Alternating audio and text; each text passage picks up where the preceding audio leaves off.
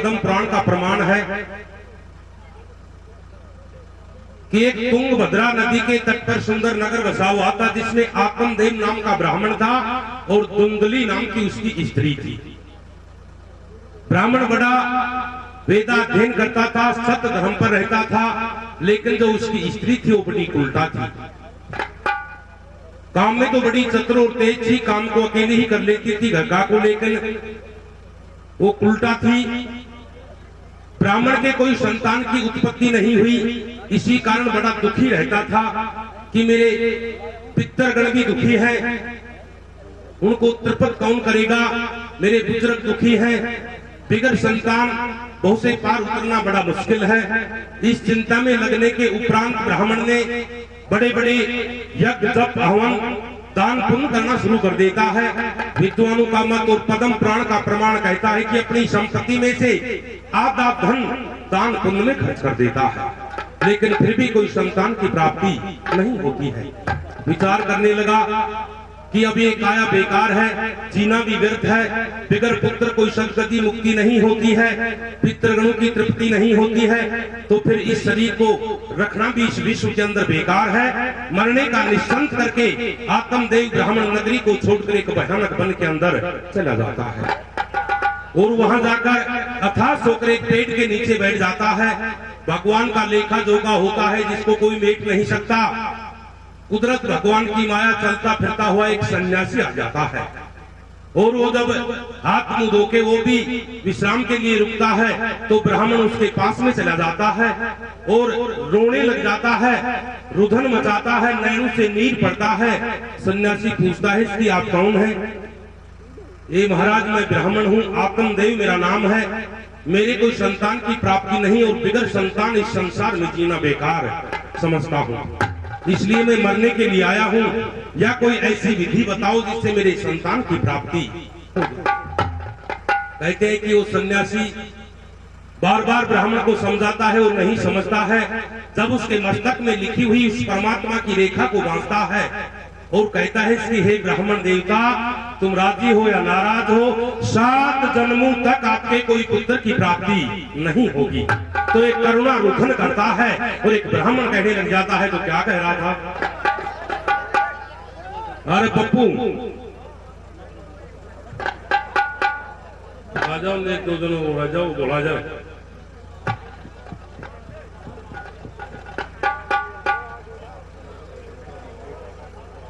हाजी धोलाराम जी बीठलोदा के निवासी होनार बच्चे के फूफा जी, वो भी 500 रुपए खुश होकर बच्चे के हाथ में सम्मान करते हैं।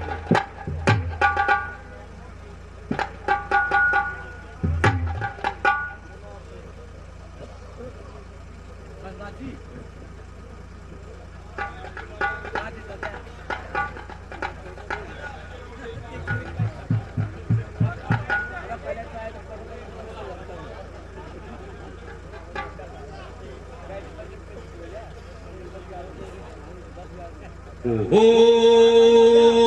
पंडित जी रो बालाग गोर पंडित जी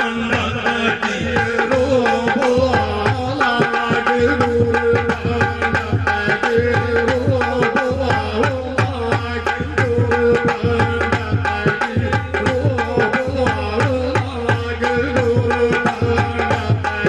बालाग गोर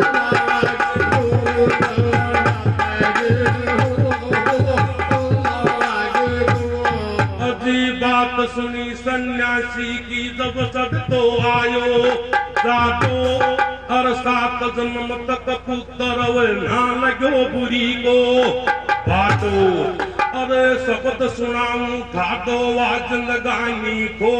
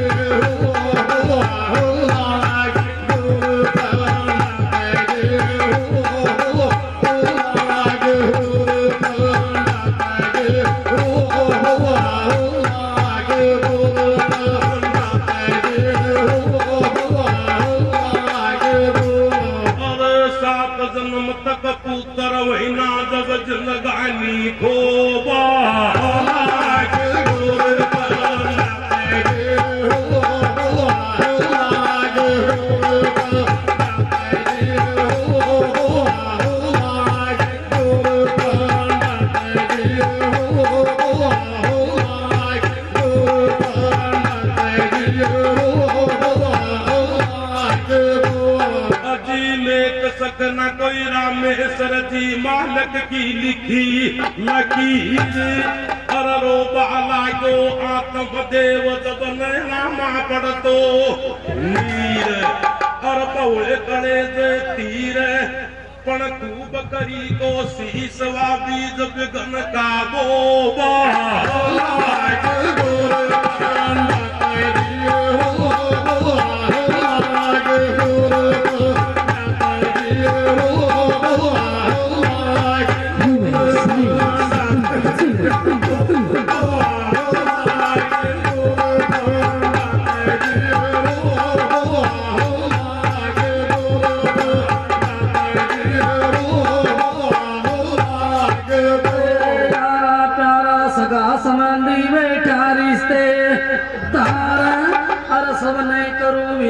प्यारा दोख पगा में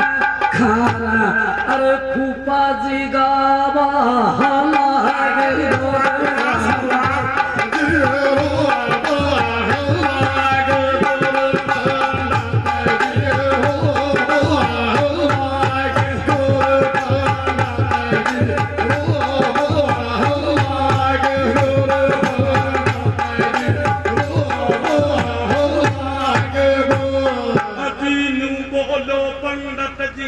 कोई काम कराना तू तारे अर रंग मजला में आज तलक मेरे जन्मू को ना उसर अर अशोभता दे सुतर जब सन्यासी का चरणा में टोबा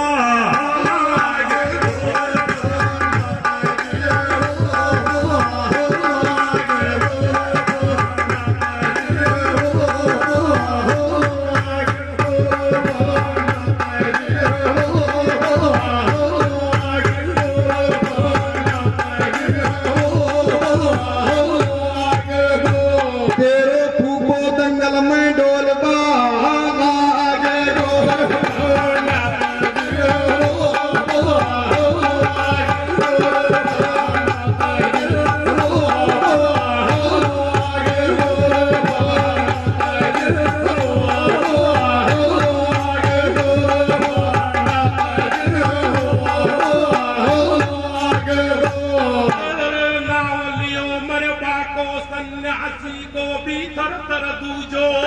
हाथी अरे मरा मना पंडित जी तू मेरी एक सुनाना बात जब फल पकड़ायो हाथ जब गीता दीवाजो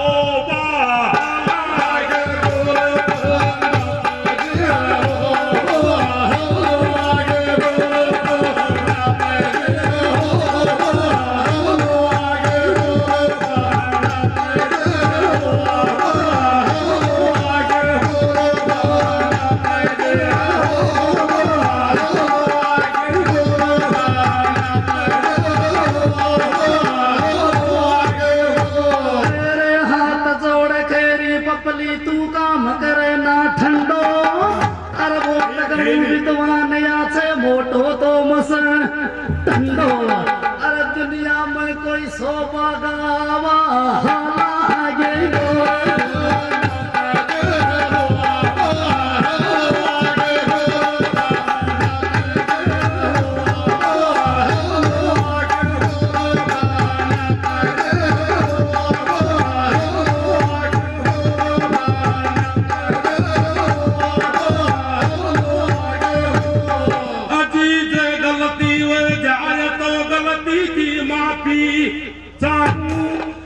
सतगुरु राम स्वरूप संत नित दोग पगाम अरे गोकर्ण के जन्म की धन बढ़िया कथा सुनाऊं अरे भजन सुना गंगाधर तू कैया शोभा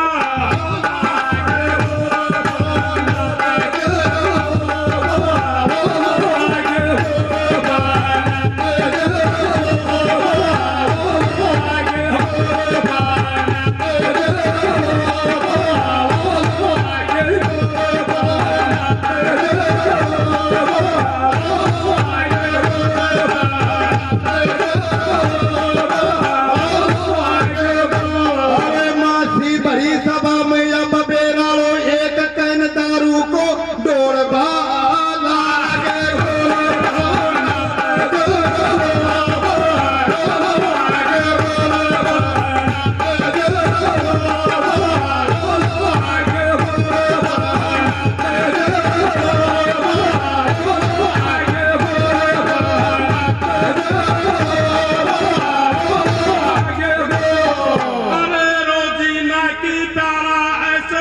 नहीं मिलेगो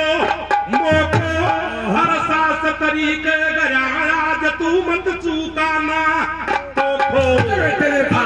तारा मकवाया आज तुम शब्द सुना दूं सोको हर महीने गो छो पण जब तो कड़ा कंदनी गोबा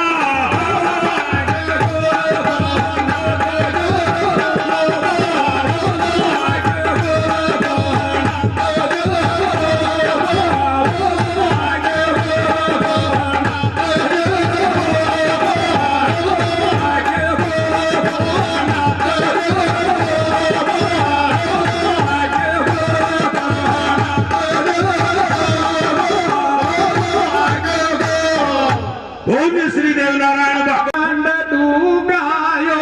अब के होगा अब के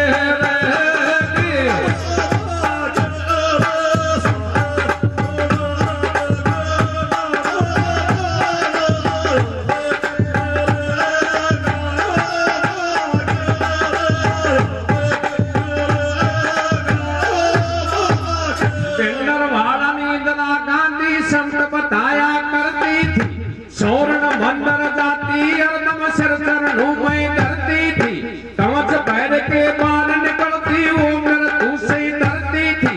संदे ताबूत पाती गाती उसके बाद अखरती थी पिस्ता और बाबा मछुआरा घायल हंस में चलती थी जसवंत सिंह तू मूड मती कायनरा को न मरती थी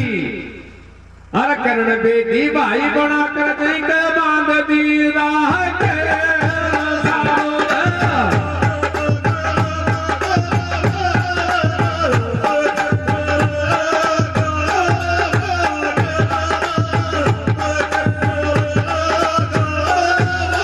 पहले देखो आसाराम को बापूजी कहलाया था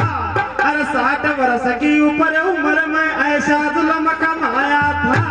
अरे नाबालिग से रह पकिया वो दे गुंडा